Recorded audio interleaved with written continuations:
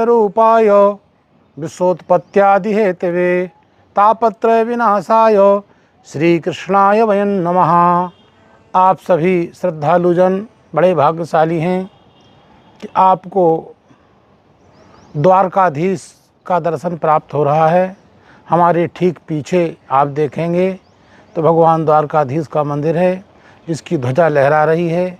और ये माना जाता है कि ध्वज के दर्शन करने से मंदिर का दर्शन भी प्राप्त हो जाता है। उसके ठीक बगल में भगवान आदि शंकराचार्य की गद्दी, जो शारदा मठ के नाम से प्रसिद्ध है, भगवान आदि शंकराचार्य ने इस प्रथम मठ की स्थापना की है। शारदा मठ प्रथम मठ कहलाता है।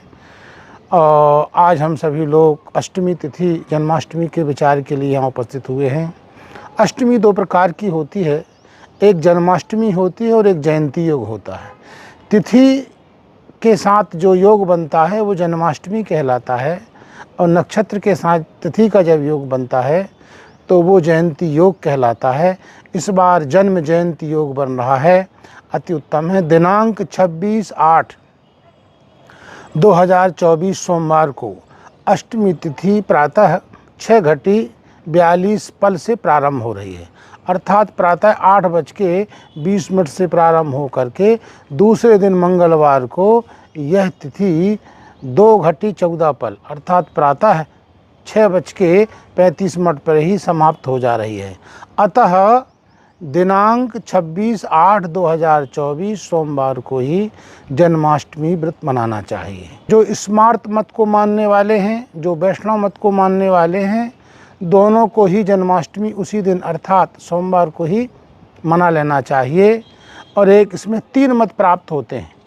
एक तो वो जो स्मार्त मत को लेके चलते हैं वो, दूसरा वैष्णव वाले प्राप्त होते हैं, तीसरा रोहिणी उपासक। तो ये महत विचित्र संयोग है कि तीनों का संयोग हो रहा है।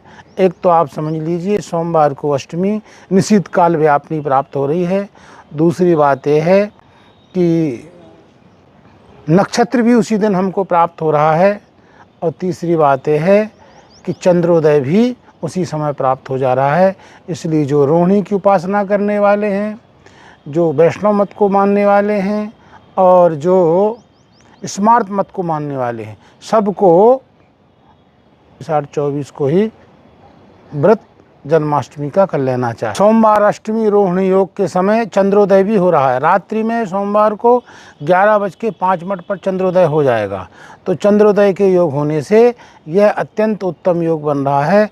अष्टमी तथा रोहिणी और चंद्रोदय दोनों का संयोग होने से सभी लोगों को अष्टमी का व्रत जो है सोमवार 26 अगस्त को ही मना लेना चाहिए। निर्णय सिंधु के अनुसार अष्टमी कृष्ण पक्षस्य रोहिणी ऋक्ष संयुता भवेत प्रौष्ठपदे मासी जयंती नाम सा स्मृता।